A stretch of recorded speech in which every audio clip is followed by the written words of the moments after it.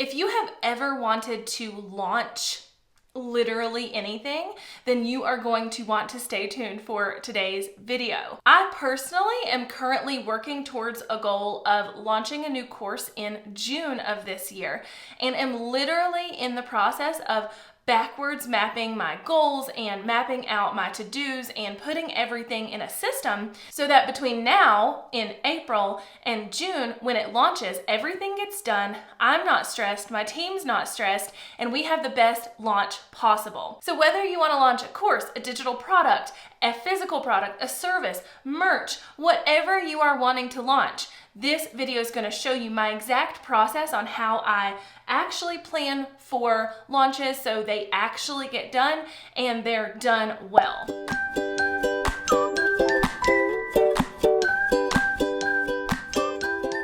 Hey, howdy, hey y'all, and welcome back to my channel. I am pumped that you are here. If you're new here and you're like, who are you and why are you in my YouTube feed? Just know you're in for a good time and you should probably just hit subscribe now. Okay, I'm gonna be completely honest with you. I had no plans to film anything today. Nothing.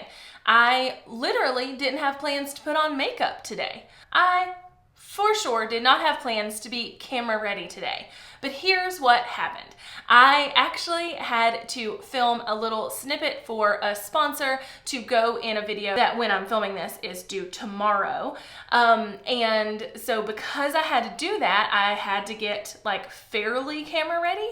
This is still not like my normal like makeup look, and I didn't really do too much to my hair, but like wash it and straighten it. But I figured while I was like halfway human looking, I would go ahead and film this particular video for you because I'm legitimately in the middle of doing this. This is one of my tasks for today, and I want to bring you along for the ride. So like I said in the beginning, I am personally gearing up for a launch in June of a new course that I'm creating.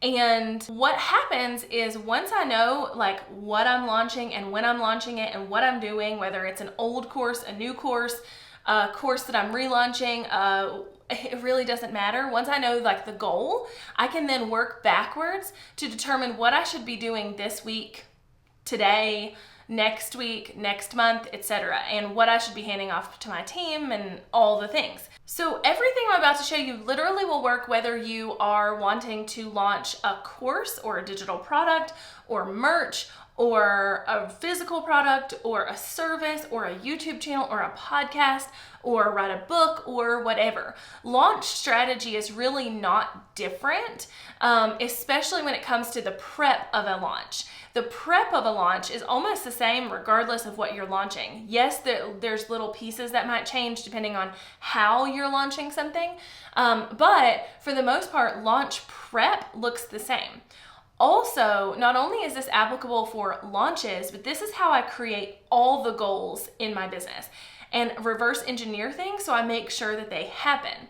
So whether I want to, launch a new product and it's a launch, or whether I want to make X amount of dollars, or whether I want to hire this many employees by this date or whatever, this is how I legit take the goal and reverse engineer it with everything that I do. So I promise this is golden, regardless of whatever you are planning or working towards. Something I've learned about myself over the last few years is that I personally can't be productive and am not as on when I don't have a goal that I'm working towards. So there's a lot of times in my business where I'll gear up for a big launch and, do the things, and then, I'll intentionally take the next, few weeks a little easier or lighter because I was in a push period for 6 weeks or 8 weeks or whatever.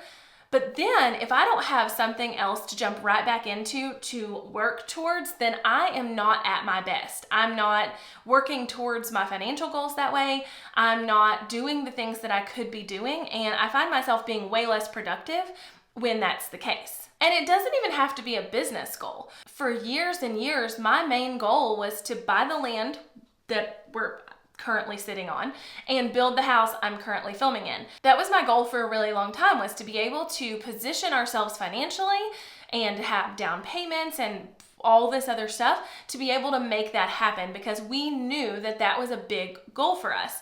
And so as I worked towards that, that was awesome. I did the things I needed to do. I got there. We moved into this house in early 2019 and we did the thing. But then what happened was that because I didn't have another big goal to reach after, another thing that I was striving for financially or personally, I couldn't figure out really what even were my personal goals, what even were my financial goals.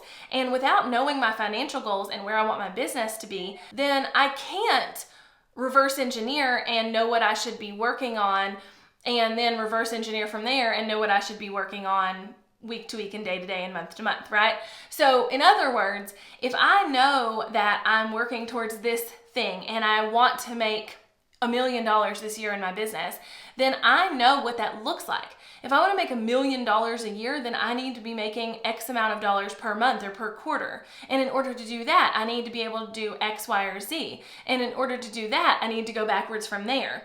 So for me, I always have to be working towards something. That doesn't mean that every season of my life is like a push season necessarily, but I always have to be working towards something in order to be my most productive, in order to be my best self, honestly. And that, again, doesn't mean that I don't take, a month where I'm not working towards anything because it's not time yet for the next thing, or I don't take 3 months a little lighter or easier because that was what was planned for me. That's not what I mean. I just mean that I constantly have to be working towards something, or I'm working towards nothing. So, that being said, I'm currently working towards the launch of a new course. So I'm going to literally take you inside my ClickUp. I am going to redact a few things and block some things out because I don't want you to see yet what that course is about. But I'm going to show you how I figure out when I'm launching, what needs to happen, and how I lay that out in a way where I don't lose my freaking mind. And how I also set goals around the launch, and how I make sure that, I'm leading up to the launch in my best way possible. Y'all, first of all, I turned my camera. That's a real plant. That's a real plant. The pink one's a real plant. I don't even know who I am right now, but they look cute back there, don't they?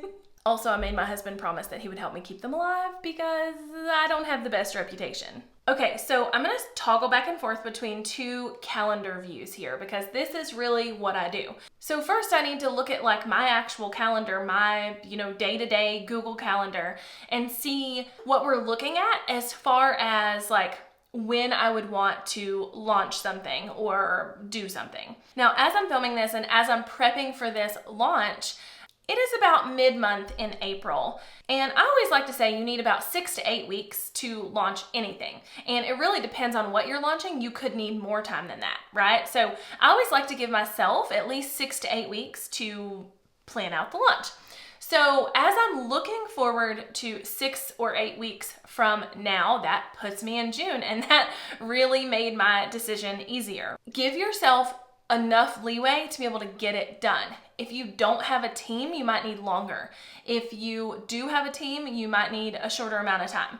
Like, it really just depends. If this is a relaunch of a program or service or something you've already done, you may need even less time. But either way you slice it, once you're looking at launching something, at least give yourself 6 to 8 weeks. So what I did was I pulled up my Google Calendar and I counted 6 to 8 weeks from now. 6 weeks would have put me at the very end of May, but I have a really, really busy May. We're trying to pack quite a bit into May because my kids come home for the summer at the end of the month, and I want to be as call-free and as appointment-free as I possibly can in June, July, and part of August, so that I'm not having to constantly push them somewhere or put them in front of a TV, and I can take a little bit lighter of a workload during those months.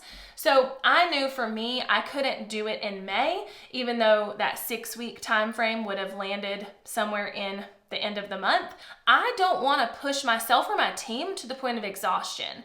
I'm not going to launch in 4 weeks versus 8 weeks or 5 weeks versus 8 weeks or whatever, just to like push a launch through when I know it's going to be better for my team, it's going to be better for me, and it's going to be better for you when you buy the course if I have taken my time and really done the things necessary to make sure it's the best thing possible when it goes out into the world. So I don't mind to go a little longer than 8 weeks or 12 weeks or whatever I was prepping for if it means that I don't have to like lose my marbles and my team also doesn't have to lose their marbles. Then what I do is, again, y'all know that I love ClickUp and that is what I use for everything. So this is part that I will have to redact, but I will create a new folder in ClickUp under my programs tab or program space in ClickUp. And what I then do is inside of that folder, I will then put like an ideation list and a launch list. And those are where all the moving pieces get kind of dumped and put in. So the ideation is, you know, my ideas, obviously, the idea of how we're going to launch, the idea of whatever. And then the actual launch space is where I use the calendar view, just like you're seeing on the screen right now, to literally map everything backwards. Okay, my favorite way to launch a course, specifically for me, is to launch via a webinar. I feel like I can do my best selling and I can do my best in, you know, showing you that you need that thing I'm about to sell in webinar format. And so that may not be the way that you choose to launch whatever you're looking at launching, and that is totally fine. I think this next process is the same regardless of whether you're launching with webinar or a challenge or just a build up or something like that. It really doesn't matter how you're launching, but we still need prep work to be done regardless of what those things are, okay? So for me personally, based on the price of this course and the goals I am, you know, going towards for the course, I am going to be launching it with a webinar. So what I do is I come in here and I go ahead and write down the launch date, and I know that I need to start promoting the webinar a week to 10 days before the actual webinar date. So for me, the launch date and webinar date are the same day. So the webinar is what launches the product. So I will look at my calendar and see when makes the most sense to start promoting this webinar. Now, currently I have it on Monday the 14th, but I actually think I'm going to move it to Friday the 11th because that way I have about 11 days to fully promote this webinar. And I have some big goals with this course and it's going to be an amazing, amazing course. And so I want to give myself and my audience enough time to know it's a thing and also sign up. So I will also say too that inside of ClickUp here, I actually have an SOP for launching with a webinar. So I know what needs to happen 3 to 4 weeks before the webinar. My team knows what needs to happen 3 to 4 weeks before the webinar. I know what the email schedule is. I know what the social media schedule is if we're launching with a webinar. So I fall back on this SOP and I kind of use that as a way to say, okay, I know that I need to promote that webinar 10 days ahead of time, or I know that I need to have these emails written by a certain date or whatever. So this takes practice, and you know, this is something that I can't possibly explain to you in a YouTube video, but having a process already laid out somewhere that says, okay, I know if I'm launching in this way, these are the things that need to be done. If I'm launching in that way, these are the things that need to be done, right? Everything way more efficiently. So based on my SOP and based on the fact that I've done a bajillion webinars and launched a bajillion courses in my day, I know that I need to, you know, promote the webinar. I know that I need to write emails. I know that we need to have a social media strategy in place. I know that my content strategy needs to change leading up to the launch, which I'll show you more about in just a minute. Okay, so this is basically what I do then. I will take all of the things that I know need to happen. I know that I need to promote the webinar. I know that I need to have the webinar done. I need to know I need the course completed if I'm gonna build it before I launch it, which is a whole nother discussion. I know all of these things, right? And so I can come right here in ClickUp and I can reverse engineer everything. And that's exactly what I do. So by the time I'm done reverse engineering everything, I myself and my team know what should be done each week, each day, each month to gear us up and prep us for this launch, whether that is actual prep work, so, creating graphics or whatever for the launch, or that is, what pieces of content need to go out these weeks or these months or whatever. So once I'm done figuring out the date it's going to launch and reverse engineering everything in ClickUp based on the SOP and all of that good jazz, I have two really, really important things I want to talk about next. So yes, this is an awesome way to reverse engineer, and this is how I plan my course. But how do I plan the goals for the course? How do I plan the goals for the launch to know, what kind of numbers I want to strive for? So I'm setting realistic goals for how much I want to sell or how many course seats I want to sell or whatever we're looking at there.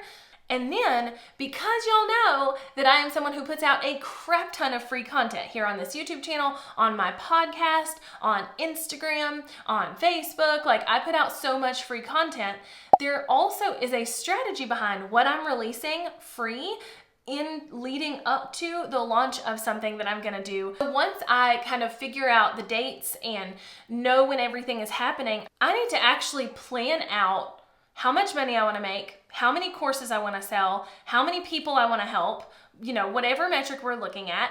And I also need to figure out how my free content works towards the goal of launching this course as well. So I didn't want to just do a fluffy video where I just show you how I planned. This is really the magic sauce of it all. Before I give you that magic sauce though, we have got to take a moment to talk about today's sponsor, Skillshare. Now, Skillshare is literally a course library. So it's perfectly aligned with this video and this topic.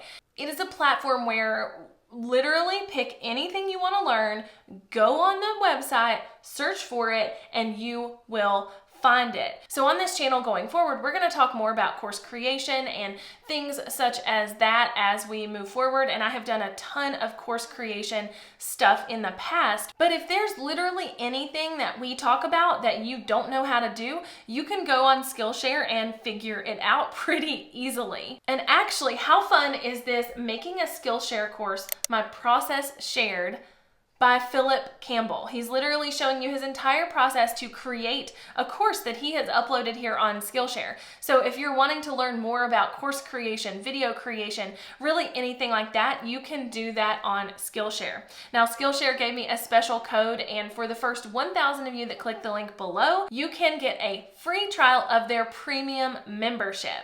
And even after that free trial, the membership with Skillshare is super inexpensive and makes it a no-brainer at plans that start around $10 a month. So if you're a lifelong learner like I am, or you're really in the heat of trying to figure something out, Skillshare can be a great resource for you to be able to do that. So again, thank you Skillshare for sponsoring this video, and I will put a link below in the description so the first 1,000 of you to click it can grab a free trial of their premium membership. All right, secret sauce time. First, let's chat about how I actually plan for the goals that I have, right? Like when you've seen people talk about the fact that they made $100,000 from a launch or $10,000 from a launch, or insert whatever number here, it didn't happen on accident. They absolutely planned for that, and they knew that they were working towards being able to do that. And on the flip side, if you are someone who's launching something and you don't know how to use your current metrics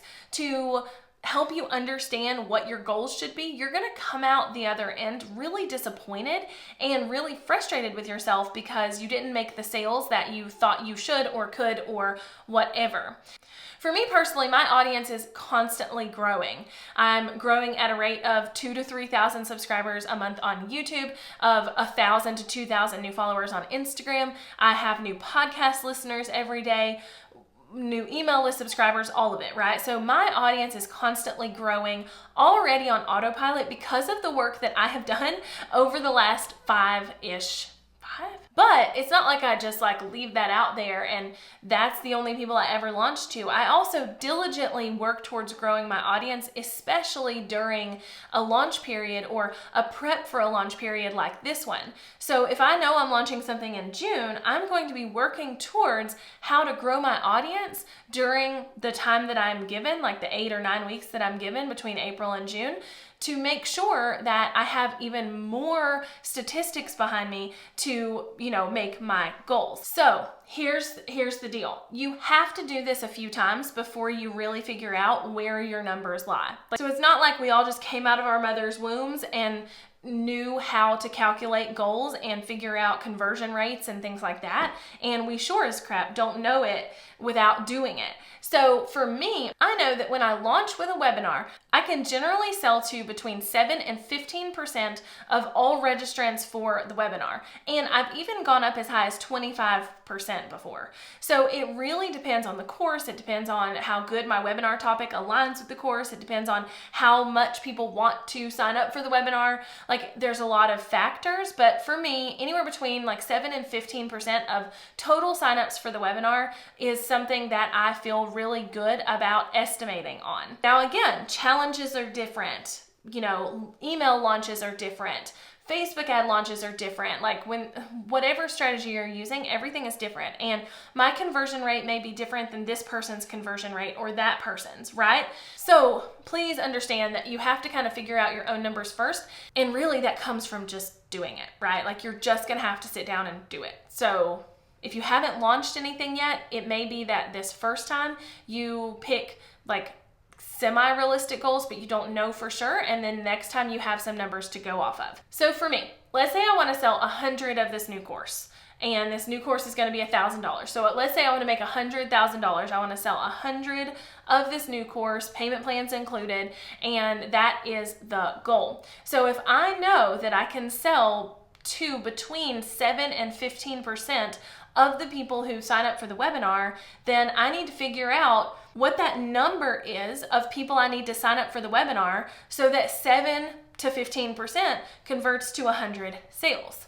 So let's say I get 1,000 people to sign up for this webinar, and I kind of split the difference between my 7 and 15%, and I say that 12% of those people, logically based on my past performance, are going to buy into this course. That means that I'll sell about 120 of the course. So I need to do what I need to do to get to that number.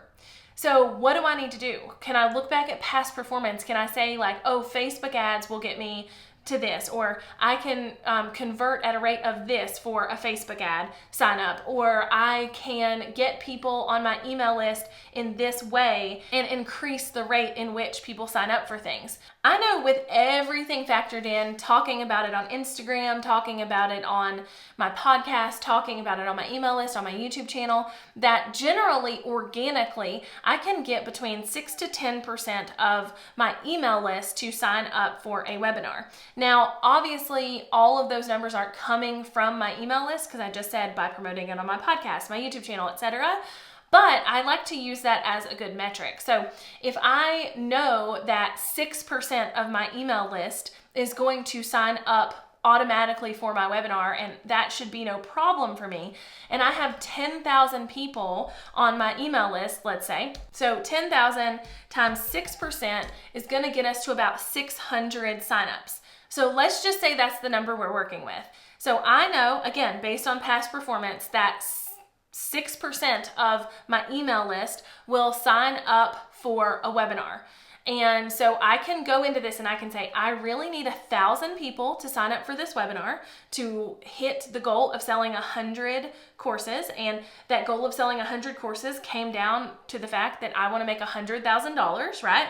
This is all kind of worked backwards. To be safe and hopefully hit that goal, I need about 1,000 people to sign up for my webinar. Well, if I send an email to my email list and promote on Instagram and do this and do that, I can pretty much guarantee based on past performance that about 600 people will organically sign up for this workshop or webinar. So then it's like, okay, well, that means that I need 400 more people.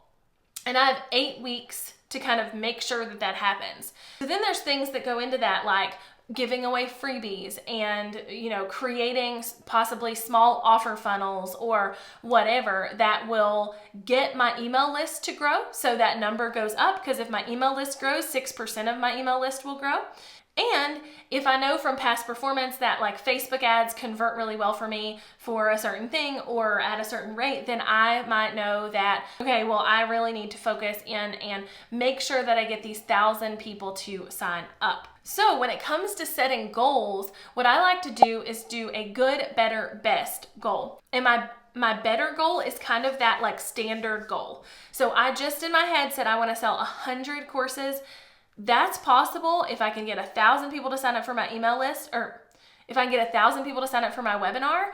But y'all, I have an audience. If you're starting with like 20 people in your audience, getting 1,000 people to sign up for your webinar is probably not going to happen. So you want to set realistic goals. This is realistic to me based on past performance, based on things that have happened in the past for me. This is realistic for me based on the size of my audience and what I have seen from other things that have happened when my audience has been a similar size.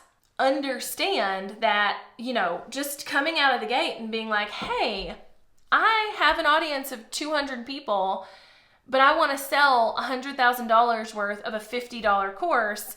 It's probably not super realistic unless you do a massive amount of work to audience build and get to that in your first launch. So maybe you set a more realistic goal. So I like to set my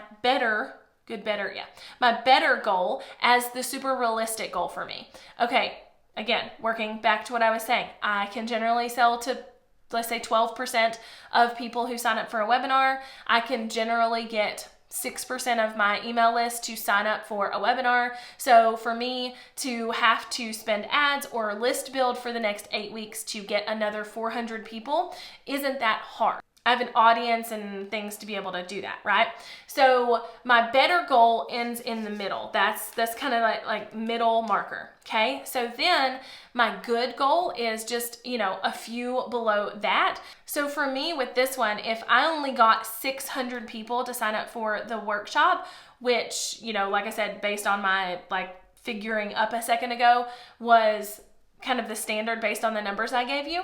So let's say I have 10,000 people on my email list, 6% of them sign up, that's 600 people. Let's say I only get 600 people to sign up. I don't do a good job at list building in between now and my course launch, or I don't have as much success building, getting 400 more people on than I expected to have. Then I should sell, based on past performance, about 72 courses when I launch. So that will be my good goal. So good is just kind of off the top what I can expect based on past performance.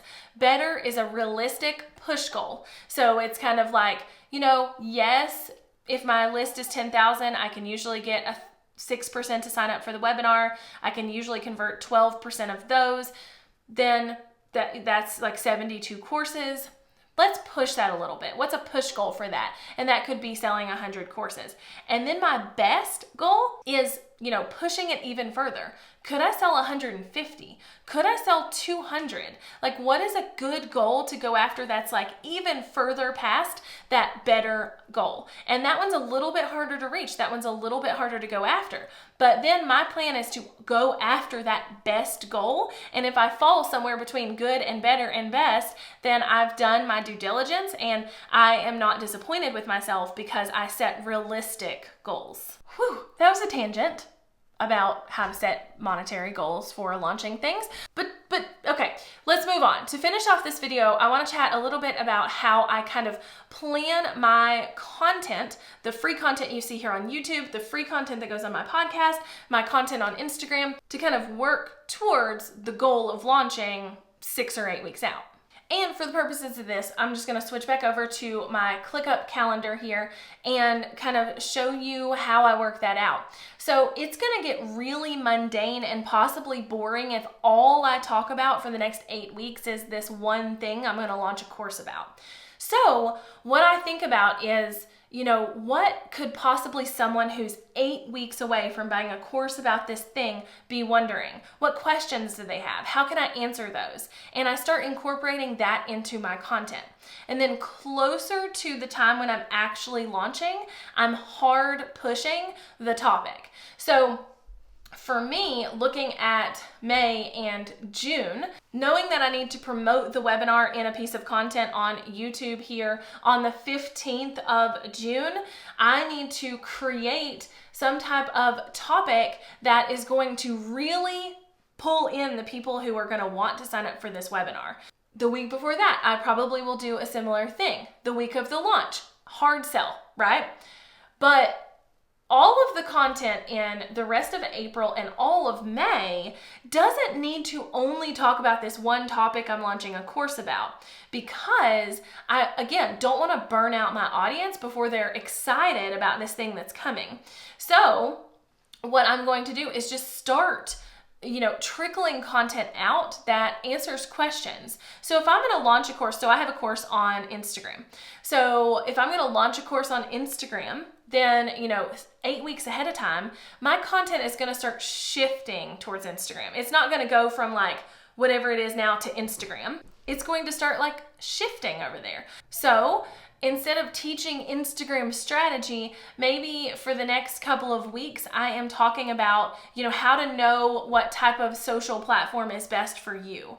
Or I'm really like easing people in to the process of knowing that I'm going to then start talking about Instagram heavily for, let's say, 4 weeks leading up to the launch. So for a few weeks, I might, get them convinced that Instagram is the platform for them.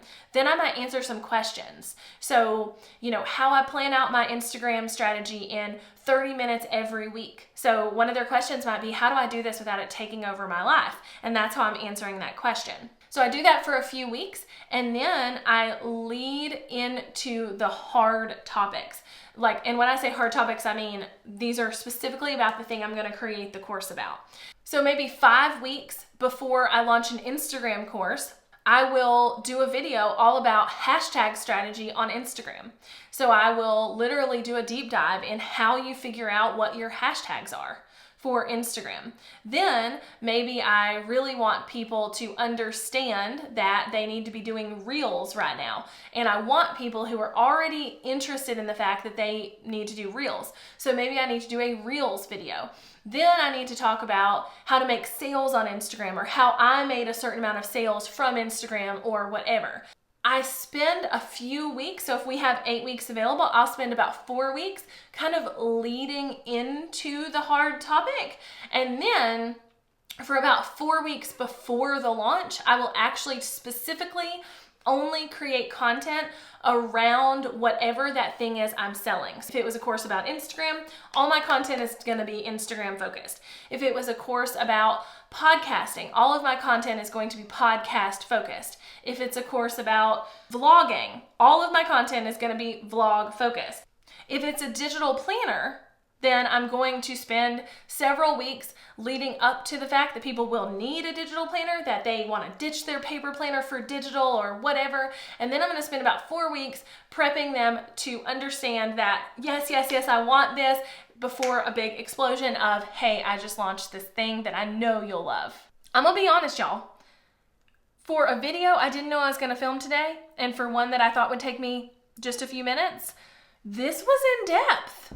This was like deep, and I'm here for it because I'm a big fan of giving y'all as much information as I possibly can. So just to kind of like recap on what we've talked about. I figured out the date I wanted to launch. I worked backwards from that and figured out what tasks need to happen. I then planned out all of those tasks based on what we had going personally and in the business, and I will use that going forward to plan out my weekly or daily tasks, okay? Then the real secret sauce is coming up with what your goals are around this launch.